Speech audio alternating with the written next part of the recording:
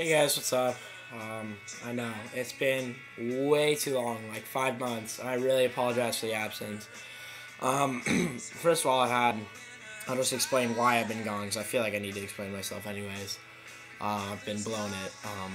But basically, what ended up happening was this laptop that I'm using right now fried in about February. My other computer, my parents' computer, fried. Like all the hard drive was gone, and I don't know what ended up really happening with that one. We just had to get a new one. But battery on this one fried, and as well as the hard drive just. Whoops, sorry. Hard drive just was swiped clean. I think we ended up getting a virus on the PC, and then I didn't know that viruses were really capable to manifest on Macs, but at any rate, something happened to both my computers. They were screwed. I found my camera so I can make some high quality, not high definition. I'm really looking to invest in a high def camera, but snakes are kind of my first priority, so that's what I'm really spending my money on. So I come with you with not the best of all news. Well, first of all, this is Tigger. She's good. She's healthy. She's gonna be my next female. I'm gonna be ready to breed.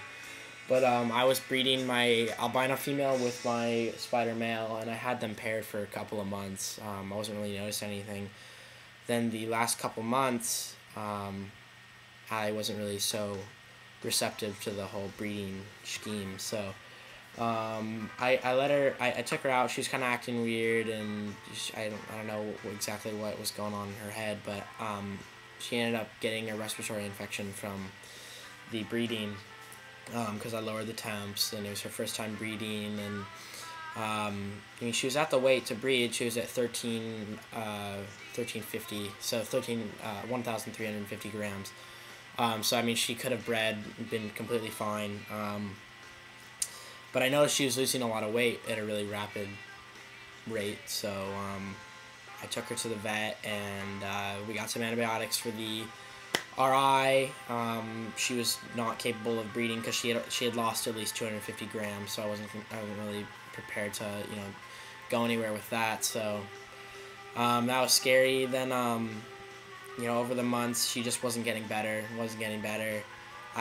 We had tried 3 different types of antibiotics: ceftazidime, which is Fortaz, Baytril, and amikacin. She was the best results were from the Fortaz, but I mean, bottom line was it wasn't working 100%. She'd get good for a week, and then it'd come back. I'd give her the full round of antibiotics, so then we tried mixing antibiotics. All in all, I probably went through way too many syringes. She wasn't getting better, and yeah. So, March 24th, she passed. My female albino, she died. Antibiotics weren't doing anything for her. The side of her body, from like here, or where I was giving her shots, because I was having to really change up the area. I mean, she was like a heroin addict. I mean, it was like her veins were probably blown out. She was all lumpy, and I woke up one morning just to check on her, and she was dead. So that was March 24th. I was really bumming on that, so I can't really get to that, but I couldn't really get to making a video is what I'm trying to say, but I've had a lot of technical issues, and I guess psychological with the loss of one of my favorite animals. I'm not able to make a tribute because the computers are gone, all the hard drives are swiped, and on top of that, all the data that I had for my website's gone, so I have to rebuild another website. When I want to do updates on it, I have to recreate it, and I haven't gotten to that because it's overwhelming when you lose an entire computer. So, alright, well, with the rest of the 5 minutes that I have left, I might as well show you the Green Tree Python KHL. And if you didn't notice all the weapons behind me, the sword and the bow and arrows, that's kind of cool. So, but this is my Green Tree Python cage as of now. There he is up in the upper corner there. So, let's see. It's about a 250-gallon tank. I'm using Eco Earth for the substrate. I need to clean out that poop at the bottom there. I've got a Reptifogger, which isn't working. I need to return that. It's just making a lot of loud noise and putting out a minimal amount of fog. Yeah, I'll go ahead and get my green sheep python out because I think that's probably one of the coolest things right now. Definitely one of my favorite animals. And I know everybody says, here, hold on, I'll be right back. One second.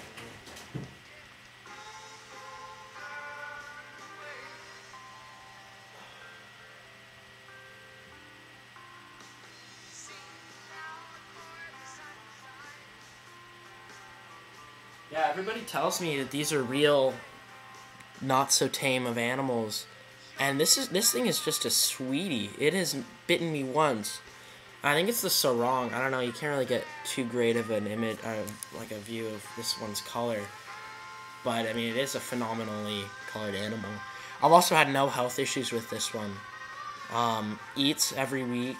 And I'm not trying to denote how difficult they are to take care of, but I mean I've had literally no stress. I've had so much more stress with ball pythons. Maybe that's just that this is I prefer taking care of this kind of habitat and an animal, but I mean it's just, it seems like I really don't have to regulate the temperature, and this is just personally me, as much as I do with the ball pythons. I mean I feel like I need to have a lot more of an in-depth kind of setup for the ball pythons, humidity and temperature-wise, than this green sheep python. I mean, I spray this twice a day daily and just have the heat lamp on, and then that's it. And it's like with the ball pythons, I need to monitor humidity. I don't even monitor it in the green sheep python's cage because he's proven to be just plain healthy. I mean, look, he's gotten really big too. And I wouldn't suggest going out and saying screw all the, the tactical stuff that you have to do in these cages. But I mean, this snake has proven to be very, very good about, being healthy. It hasn't had one medical issue that I've felt. I mean, he just eats all the time, a lot of energy, sheds, perfect shed. So I mean, try them out if you like them. I think that they're easy animals to take care of, and that's just me personally. But, when you get them, try to monitor your stuff a little bit. I think it's also the San Diego area that I live in too. It's great amount of humidity. So, I mean, maybe that's what it is. I don't know if New Guinea is a lot like the temperature of San Diego, but I mean, it certainly seems to be fine. I got a little bit of live plants in there too. Down there in the corner. I'm doing this on my laptop here. But down on the bottom there, I got live plants.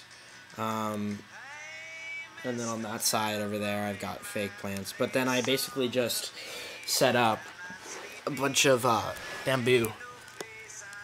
I need to clean that glass. That looks gross. But it's a lot of bamboo and curly vines and a lot of stuff for them to really play around. So that's one thing though about green sheep pythons that you're gonna need to know if you're gonna be getting one. They need a big habitat when they get larger, and so I noticed that when I put him into a larger habitat, he grew exponentially larger. So I'm running out of time here. I'll try to get another video in, but that's what's going on over here. It hasn't been all too exciting. I haven't had success with the breeding, but the pastel, my female pastel is at about 850 grams, so within the next half a year probably I'll be able to get her up and going. I also plan on buying a female for this little boy, and see maybe if I can start kicking off a breeding season with green sheep pythons. My normal's good. Normal ball python. My spider ball python is doing great. All eaten. Spider eats only live, unfortunately, but I'll get a feeding video of that soon. So I'm trying to pack a lot into this video. I'll make another one soon. Again, sorry I haven't been there, guys. It's just been stressful a couple of months. Alright. Have a good one.